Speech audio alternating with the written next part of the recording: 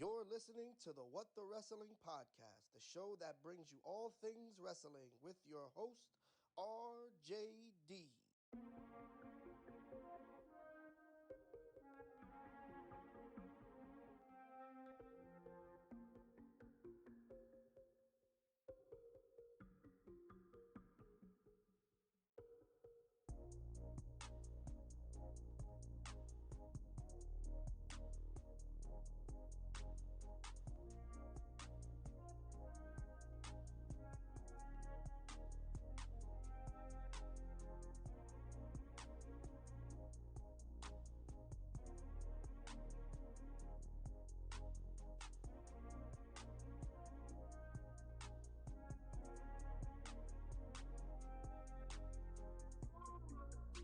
Oh, you already know what time it is.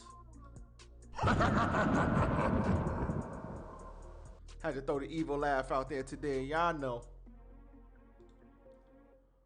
We got some news and we got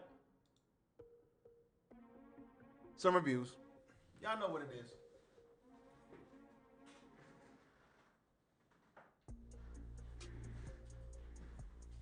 News and reviews, baby. News and reviews. But first things first, check out my socials. Yes. As always, follow me, RJD underscore 199 on Instagram, RJD199 on Snapchat, RJ699 on the Twitter, and most importantly, follow What the Wrestling on Facebook, YouTube, and TikTok. Also follow What the Wrestling on Spotify and Anchor. Let's get into it. Is Paige AEW bound?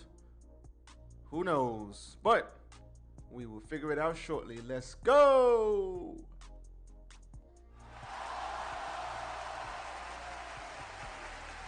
Yes. Tis I, RJD here.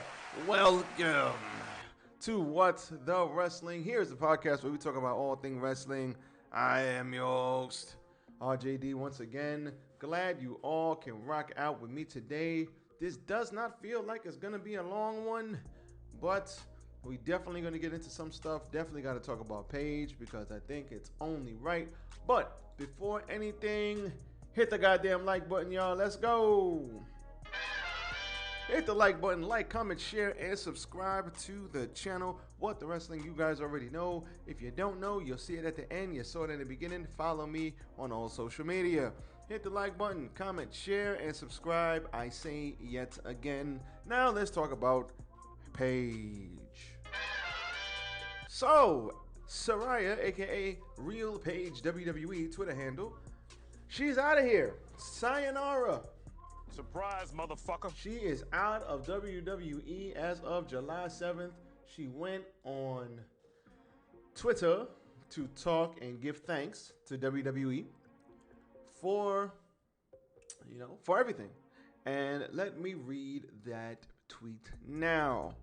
End quote. July 7th will be the last day with WWE. I'm so thankful and I appreciate the opportunities that the company has given me. I will always be appreciative of the company that took in an 18-year-old British pale emo girl that didn't look like your average diva, giving me a chance of a lifetime and making me feel like a superstar. I know after my neck injury taking me out of in-ring status, it was pretty hard to keep me around for as long as you did, and for that I am thankful too. Thank you to the WWE Universe. You guys are the most passionate group of fans I've ever seen. Hope you continue to stay on this journey with me. I think the toughest part, really enough, is having to let the Paige name go. But Saraya is a hell of a name. Kudos to my mom for that one. FYI, I'm not saying I'll never be in the ring. That day will most certainly come again, whenever the return may be. Thank you, WWE. Saraya, heart emoji. Shout out to Paige, aka Saraya. I remember when she debuted, I believe it was against AJ Lee. She hit her with the Paige Turner and won. I had no idea who Paige was. I had no idea the backstory. I had no idea of anything.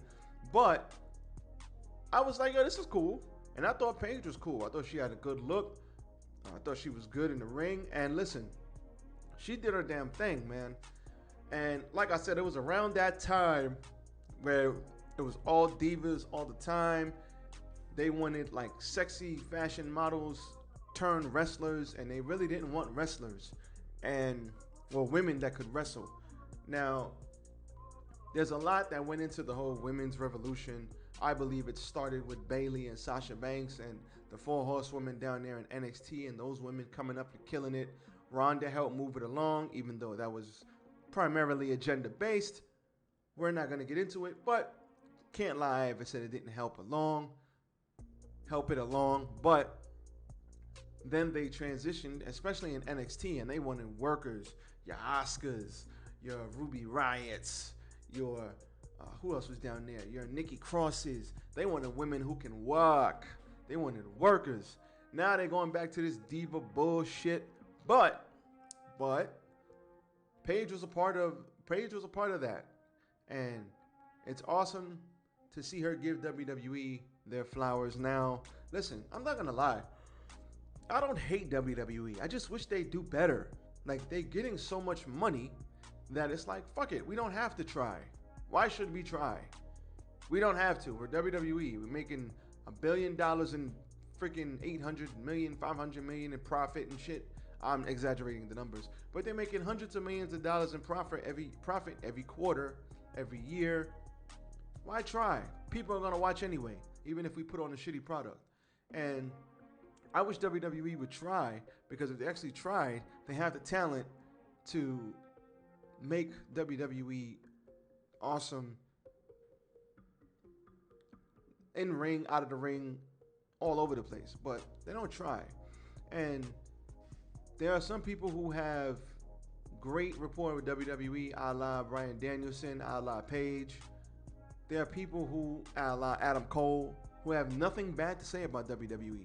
And then you have the other side of that, the Punks, the Moxleys, the Tony Storms, and even her. She's like, I don't hate them. They just, what the fuck am I doing here? Like, this shit is not fun. Like, so for Paige is right. You know, when she got hurt that second time, because remember, she was gone for a while. She was going through shit with Alberto Del Rio, and there was a lot of behind the scenes shit going on there. He was having problems with the company. He ultimately left. She was with him, so I don't know if they were trying to get her back or whatever. They ended up breaking up. She ended up holding it down. She came back. We were all happy to see her back. Shortly after her return, she suffers a stinger, some whiplash, complete fucking accident, and then they told her, you'll never wrestle again. Not here anyway. They will not clear her. But then I think about Daniel Bryan, who everybody and their mother, he went to see every doctor all over the world, and they said, you're fine, bro. You're fine. You can work. Nope. WWE wouldn't clear him for years. For like 3 years, they wouldn't clear him. Finally, he got cleared. Then you got Edge, and Edge, he said it himself in the interview, my neck was hanging on by a thread. Like, my head was hanging on by a thread. And one bad twist here or there, he's done. Now, Edge, he went off, became a family man. Shout out to him and Beth Phoenix. And then all of a sudden, he gets himself into the best shape of his life. And then he comes back at like, what, age 44, 45? And he's killing it. I was so happy to see Edge in the Royal Rumble. I think Edge is in his mid-40s, something like that. I was so happy to see this brother back. On this day, I was like, let's fucking go. Edge is here. First spear. I was like, holy shit. And I think this run of his is better than anything he did back in the day. And he had great runs with Cena, great runs with Undertaker.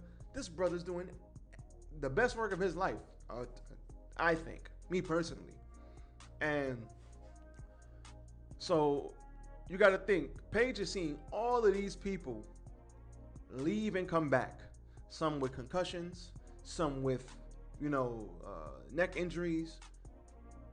And y'all won't clear me, but y'all clearing everybody else? What the hell? And here we are. So, I think if she wants to wrestle again, and if she wants to continue to progress in her career, because that woman loves wrestling, like on Sasha Banks level. She loves wrestling. So I think she should leave and see if she could, like, she ain't going to no fucking Impact, no TNA, no Ring of Honor. She's going to AEW. I wouldn't, her name value alone, she shouldn't be on no small promotion. She should be right back on TV. Take it slow, train. Take it slow, train for a couple of months, and then make a big ass debut in the women's division in AEW. Just in time for women's tag titles. I don't know. Got too many titles already. Nope. But I think she should come back and be a great surprise. Surprise, motherfucker. If she's went to multiple doctors, multiple, first opinion, second opinion, third opinion, fourth opinion, and they say, listen, you're good. You're good. I think she did have a neck surgery, if I'm not mistaken. But it's been years now since that. If she goes and she trains and nothing feels off, I would train first. I wouldn't just jump head first. But if she goes and she trains on her own and she gets back into ring shape, it's going to take her a little while. Why not? If she gets the right opinions, they look at her neck from this way, that way, this way, that way, up, down, left, right. Do your due diligence like Daniel Bryan did, like Edge did. Do your due diligence, and then if they say, listen, you're good, train and come back. I would love to see Paige back in the ring, happy and healthy. Not just healthy, not just happy, but happy and healthy. That would be awesome. So, shout out to her, Don DeMarco. And I hope she gets her just due. I hope she gets to come back and kill it. I hope so. So, here at What the Wrestling Page, we pulling for you. We pulling for you. Because I think she has a lot to offer still. And if this is something that she still wants to do in ring, I mean, it's got to kill her to be around something you love and can't do it. That's got to eat you up, like right here, like for real. So shout out to her, man. Do what you got to do. Go get right and come back and kill it. All right, let's talk about AEW. I'm going to go into AEW first. Why not? AEW, we had Jake Hager versus Eddie Kingston on Rampage. Jake Hager is in the best goddamn physical shape he's ever been in. He was at least 20, 30 pounds heavier in WWE when he was Jack Swagger. Now, I don't know if he's got a fight coming up. I don't know, but this brother's in crazy good shape. Good for him. So Kingston had a chop fest with him. I mean, early on, Jake Hager wasn't selling anything for him, but the fact that the fact that Eddie Kingston starts taking off that singlet and he starts getting real, it's getting great. But this was a nice, hard-hitting back-and-forth match. Eddie Kingston wins with two back fists, if I'm not mistaken. And this was good. Nice, solid, beat-em-up type fight, like fight-type wrestling match. I love it. Love Eddie. Keep the ball rolling. Then we had Stanham Singh and Jay Lethal made their AEW tag team debut. This was nothing more than a squash. Sanjay Dutt serving as a manager. He's involved but not involved. That was great. Typical squash match. This brother is tall as hell. Like 7'3", it's a tall brother. And he did like a diving crossbody on both the jobbers. It was good stuff. This was great. Then came Chris Statlander versus, if you didn't know, Stanham Singh and Jay Lethal won. If you didn't know. Stupid. So, Chris Statlander versus Red Velvet. Red Velvet, I just remember like the first time seeing her versus Jade and seeing her in dark and watching her progress through the ranks. Now seeing her tag team with Jade and be a part of the Baddies Club and seeing Chris Statlander's progression. Holy hell, this, woof. Chris Statlander is your next TBS championship. I thought it would be Athena, but no. it's gotta be Chris Statlander. She is very good. I don't know what changed about her in the ring, but I just love the way she's wrestling now. It's something changed, and I think if I really go back and look at like an old Statlander match and then look at this, because she's always been a powerhouse. We know Jade has the physique and she's tall and she's a powerhouse, but Statlander's a powerhouse. She's a powerful women's wrestler. She's strong as hell, and she got hurt. She was getting hot when she got hurt, and then she got hurt, and now she's back, and this is great. Stokely Hathaway is adding so much value to Jade, like just his mannerisms, what he does. This was great. Very competitive match, but she got very competitive match. For Statlander got the win. There was a roll into a German suplex that Statlander hit. That was great. The crowd is really getting behind Statlander. As long as she continues to progress, she's going to keep getting that attention, and they're going to have no choice but to push her. I think they need to build her up to be the one who takes that title from Jade, because I think she can do it. And now that she's actually talking, she changed her gimmick. She's not an alien anymore. I think the black hair with the attitude, she's just got that badass look about her, and I loved it. Shout out to her. There was a pull-apart brawl after this where the baddies came down and beat her up.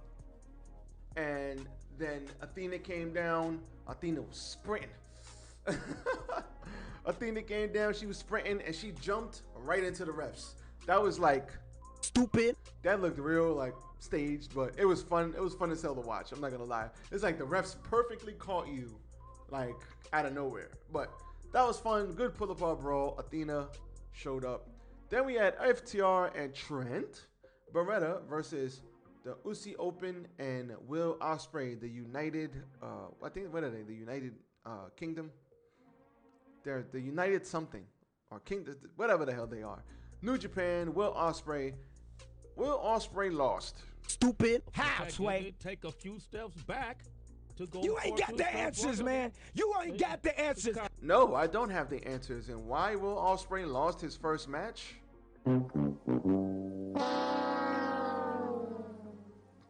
That was stupid. Trent could have easily ate the pin here. He loses nothing in eating the pin. FTR stays protected. Will Ospreay stays protected even though he didn't eat the pin. I would not have had Will Ospreay lose here. Those of us who watch New Japan and watch different promotions, we know how big this is to see Will Ospreay on AEW.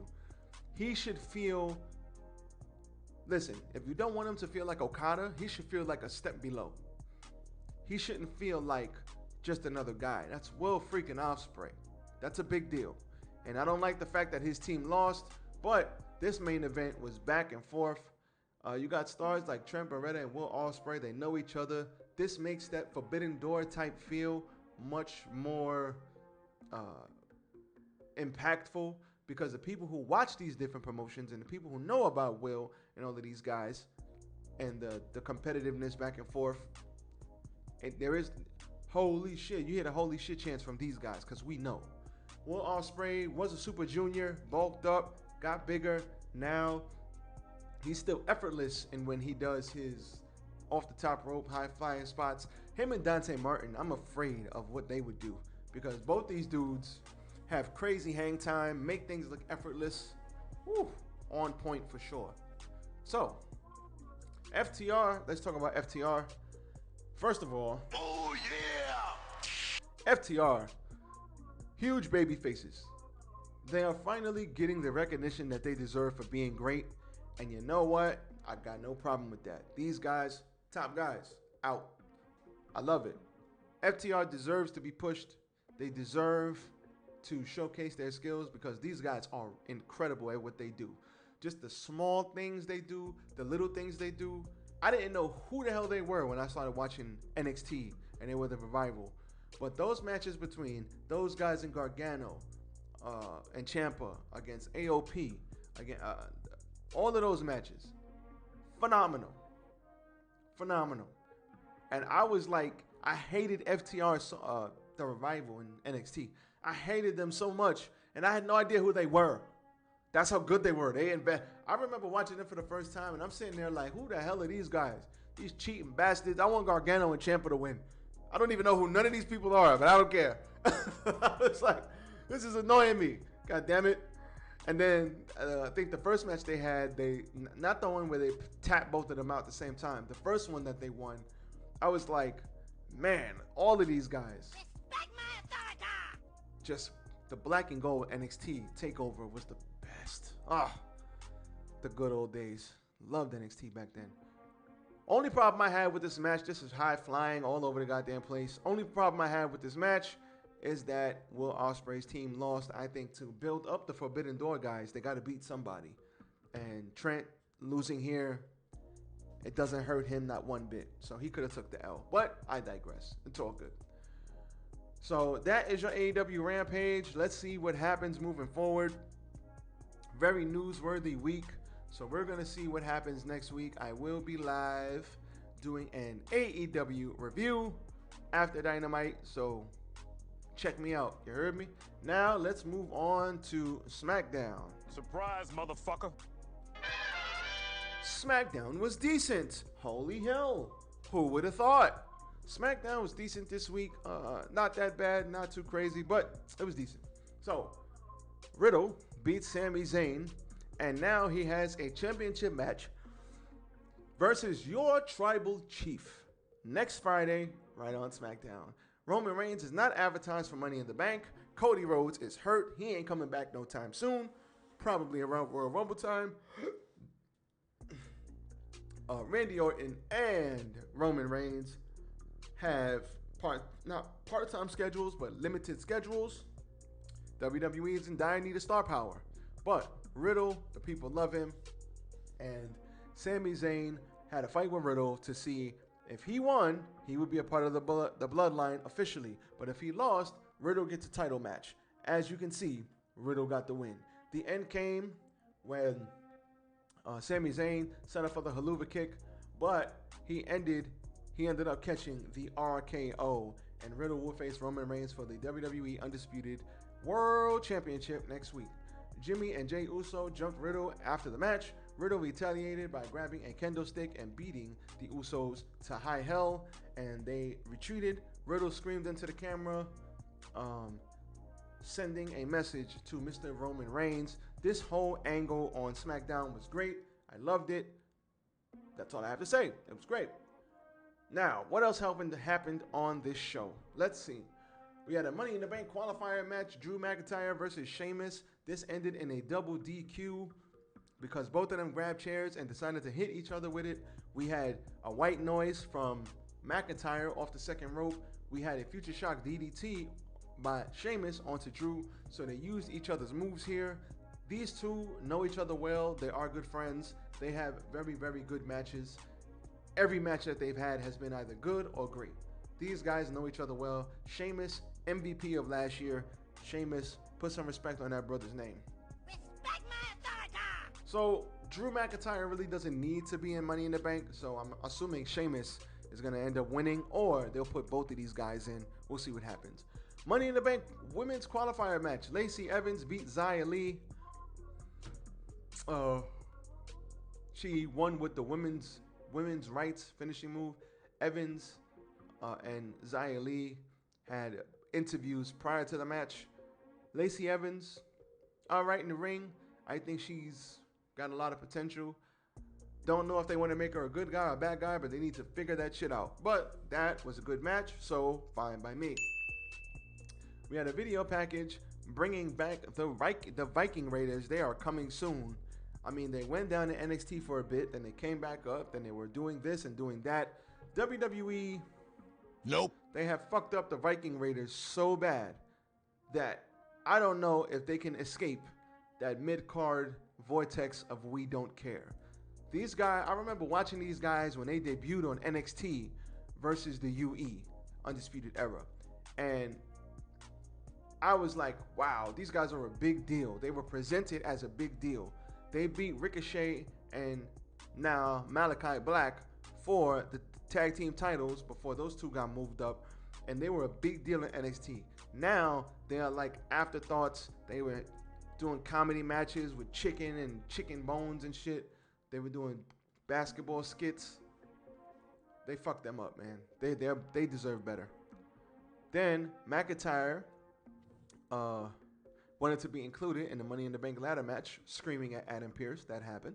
Sheamus and Butch were both as mad, and Pearce granted Sheamus a spot in the ladder match, and McIntyre got included in the ladder match. So there you have it, both guys in the ladder match. Surprise, motherfucker. Don't think Drew's winning though.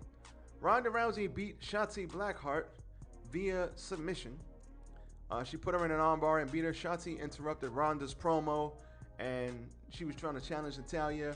Shotzi said, listen, if you are the champion that I think you are, you'll fight me right now.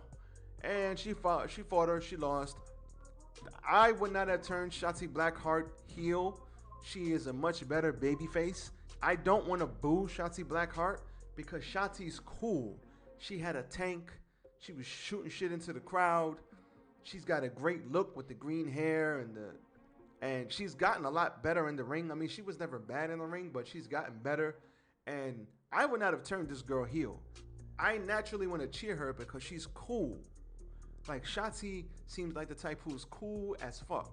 And now they want me to boo her, but I don't want to fucking boo her. So they kind of messed up Shotzi. I wouldn't have turned her, but it is what it is. She took the L to Ronda. Ronda ain't got many women to fight in this goddamn company because they done fired all the women, and then the women that they do have, they ain't doing much of anything with. So Ronda is like, it's like Lion King. She said, remember when Scar was the king and there was no food? And I think one of the lions said, like, you're the king of the king of nothing or something like that. I don't know. I haven't seen Lion King in a long time. But it's like she's Scar. She's the king of corpses. There's nobody in that division. Charlotte, she's out. What, you're going to have her fight with Charlotte again after Charlotte comes back and after, you know, her honeymoon and having fun with her new husband, Andrade? You're going to have her come back and then go fight again? What are we doing? But all of those women that you fired that you couldn't find shit to do with, then you have yourself a division. So what are we doing here? Natalya attacked Ronda after the match, putting in the sharpshooter. No sharpshooter is better than Brett's sharpshooter, but they are hyping up this match at Money in the Bank. I'm fine with Natalya versus Ronda. It's fine with me. It's okay. We had Walter, aka Gunther, fight Ricochet in a fantastic match. Surprise, motherfucker. Ricochet put up a good fight in about 9-10 minutes, and Walter chopped the holy shit out of him. Then he drop kicked him to holy hell, and then he powerbombed him, stacked him up for the pin. 1, 2, 3. I love Walter. I love Ricochet. Walter as the IC champ, not a bad thing. We all know they really didn't believe in Ricochet. Ricochet has defended that belt in dark matches, but he hasn't defended it on TV. I know because I've seen Ricochet in dark matches in the arena defend the belt. You would never know that because they don't put him on TV. Ricochet deserves better. He is one of the most athletic, one of the best high flyers, one of the best wrestlers in this company. And they continuously have nothing. They continuously have nothing for him. He is fantastic at what he does. And to see him not get his just due because what? Because he's not 6'4" and 250 pounds is fucking ridiculous. He deserves better. You activated my trap card. But they had themselves a good match, and word on the street backstage is that Gunther Walter is liked by the people backstage. Walter is in the best shape of his life. He looks like $1 million. He done lost probably about 30 pounds. It wouldn't surprise me if he lost about 30-40 pounds. He's a little bit more shredded. He used to be like big man dad bod Walter. Now he's big Austrian, I'ma beat your ass Walter. So shout out to Gunther. He's definitely going to get a push because they like him backstage. They're impressed that he lost some weight and he's beating people up. I think he's going to do great things with that title because they're going to allow him to, unlike they did with Ricochet. WWE announced the last laugh match This is stupid. Between Madcap Moss and Happy Corbin next week. Fuck this shit, I'm out. Moving on. Max Dupree will reveal his new Maximum Male Models. Tyler Breeze. And there's maybe Cesaro, because I know he was doing the 007 stuff. I think they had Mace, like formerly Mace, doing some things. So if this is not a debut for Mace, because they changed Mace's gimmick, Mace was in that Retribution bullshit. But if they don't change it, if they changed his gimmick, then it's gonna be Mace that he reveals. If not, then it could have been Tyler Breeze or somebody else, but they released them, and who knows if Cesaro comes back. It would be nice to see Cesaro back and get his just due, but time will tell. We'll see what happens. WWE shared a video package of John Cena traveling to Amsterdam to meet Misha Rojo Zion. I hope I didn't butcher that. Misha Rojozen. I hope I didn't butcher that. I'm sorry. And his mother, Misha, who has Down syndrome, and his mother fled from the Ukraine to the Netherlands with dreams of meeting John Cena. And John Cena had heard about them, and being that he wasn't far from, I guess he's shooting a movie or something, and he wasn't far from the Netherlands, he said, you know what? Let's go. He flew over there. He did the You Can't See Me. I guess John Cena is his favorite wrestler, and that is the feel-good story of the night. And ladies and gentlemen, that's all I got. That's it. That was your Smackdown. Smackdown was a very entertaining show this week. We had some good stuff on there. Ricochet, Gunther, the main event, and good to see John Cena doing Make-A-Wish stuff, even though it's not Make-A-Wish. It's like he just did, I don't know if he did that out of the kindness of his heart, but whatever. It's good to see that kind of stuff. John Cena is great. I know a lot of those guys do stuff like that behind the scenes and it doesn't get publicized. But shout out to all of you wrestlers who do stuff like that, making a kid's day. He will never, ever forget that. That's awesome. But SmackDown was good. Rampage was good. I hope they continue to build upon this on SmackDown. We'll see if they do. Normally, WWE, when they have a really good show, they follow it up with a really shitty show. So it's hard for them to be consistent, but we'll see what happens. So that's all I got for you guys. Check out the socials once again. And once again, I am RJD here. This is What the Wrestling. I am out. You guys be safe. Enjoy the day. Peace.